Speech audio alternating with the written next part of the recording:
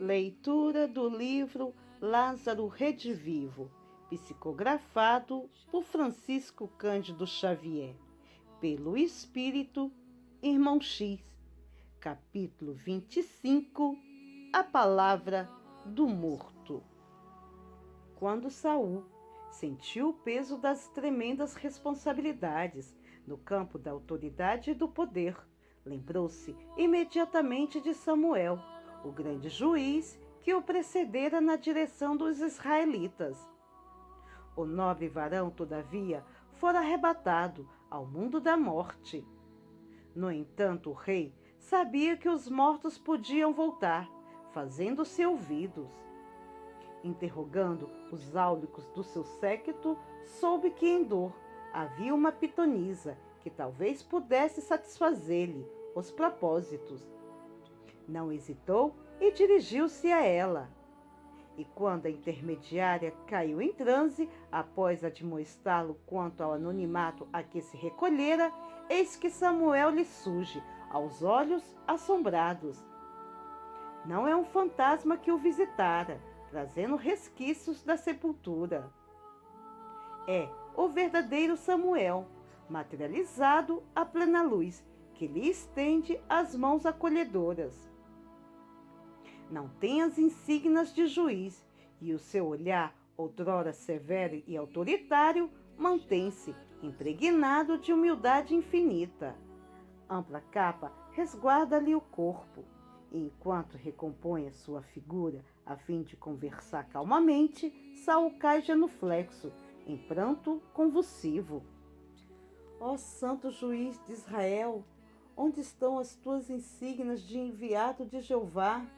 Por que voltas do túmulo pobre e simples como qualquer mortal? Pergunta o rei, emocionado e confundido. Contemplou Samuel tristemente e respondeu: Saul, que o Eterno te abençoe e te conceda a paz. Não me perguntes pelas possessões e honrarias efêmeras. Minha túnica de linho de julgador e minha espada de guerreiro ficaram para sempre no sepulcro de Rama. Nota: Rama, nome de duas localidades da Palestina, uma na região da tribo de Benjamim e outra no território de Efraim.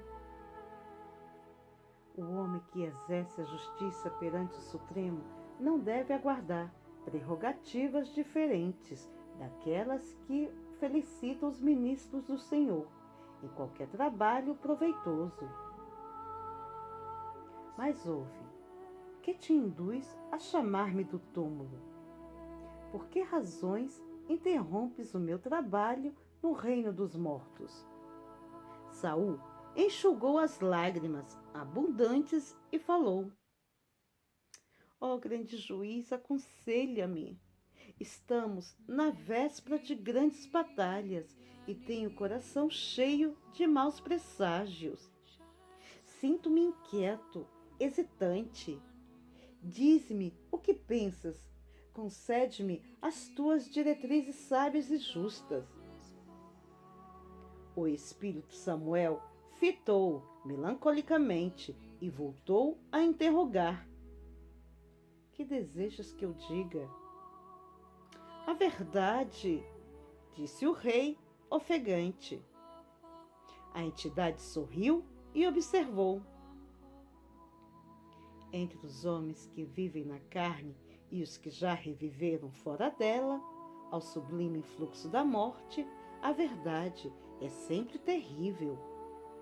Poderás acaso suportá-la? Respondeu Saul afirmativamente.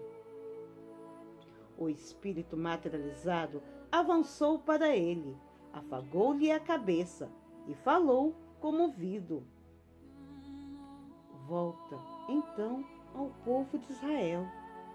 Desarma o nosso exército e diz à nação que o nosso orgulho racial é um erro nefasto e profundo diante da morte, inevitável para todos.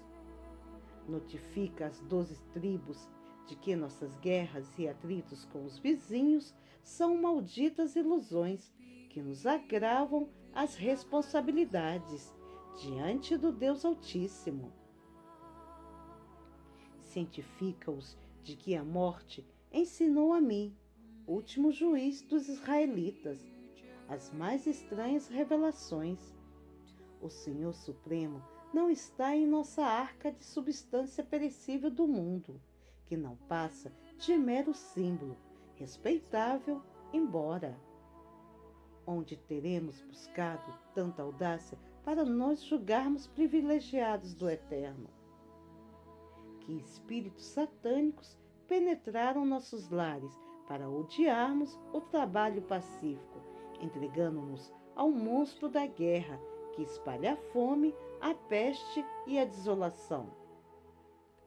É verdade que os nossos antepassados muito sofreram nas perseguições da Babilônia e no cativeiro do Egito, mas também é inegável que nunca soubemos valorizar os favores e as graças de Jeová, o Pai Magnificente. Reajustando agora os meus conhecimentos pelas imposições do sepulcro, eu mesmo, que cultivava a justiça e supunha servir ao Senhor, compreendo quanto me afastei das vozes espirituais que nos induziam ao escrupuloso cumprimento da lei. Sou hoje obrigado a socorrer os nossos armadores e flecheiros, guerrilheiros e pajes de armas, que choram e sofrem junto de mim, e as quais ajudei na matança. Volta, pois, Saul, enquanto é tempo, e ensina aos nossos a realidade dura e angustiosa.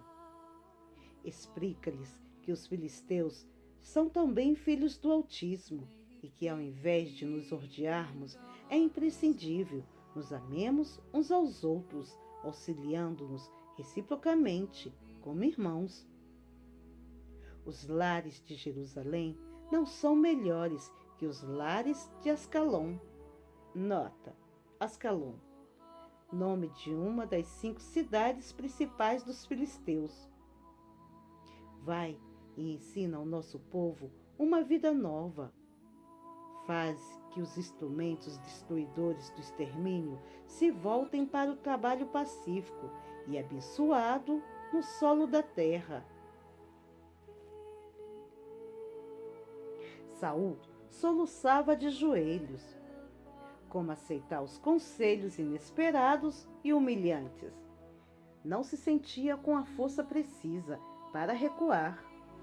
Buscava orientação para a vitória na batalha, e o juiz inesquecível de Israel voltava do misterioso reino da morte para induzi-lo à submissão.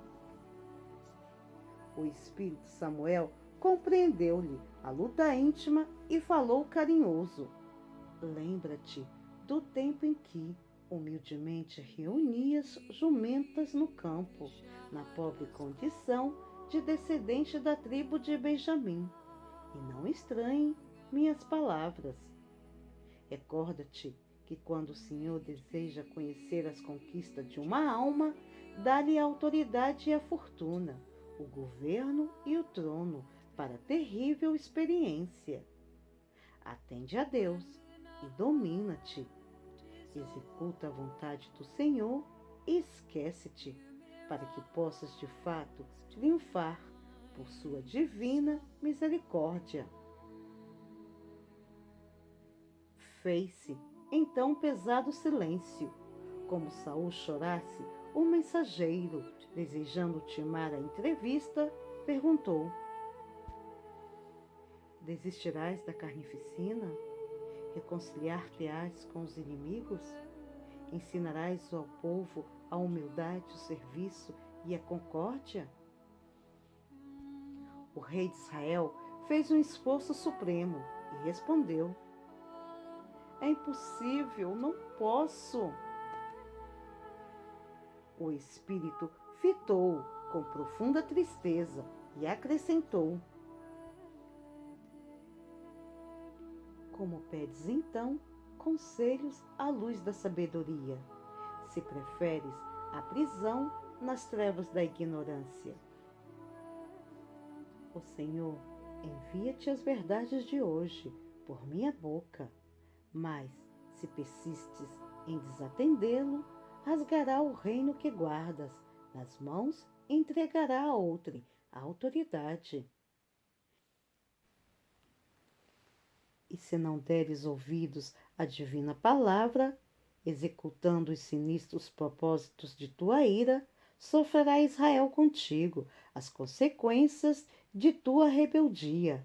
Cairás aos golpes do adversário e, amanhã mesmo, serás recolhido pela morte, juntamente com os teus filhos, vindo aprender conosco que ninguém confundirá o eterno poder. Voltou Samuel à sua condição no plano invisível, e Saul caiu desmaiado de espanto, enquanto a pitonisa acordava para socorrê-lo. E como acontece a muita gente que roga orientação aos espíritos desencarnados, Saul desprezou as advertências ouvidas e atendeu aos caprichos condenáveis de seu coração. Mas também no dia seguinte estava com os filhos no caminho sombrio do sepulcro, a fim de aprender com a morte as sagradas lições da vida.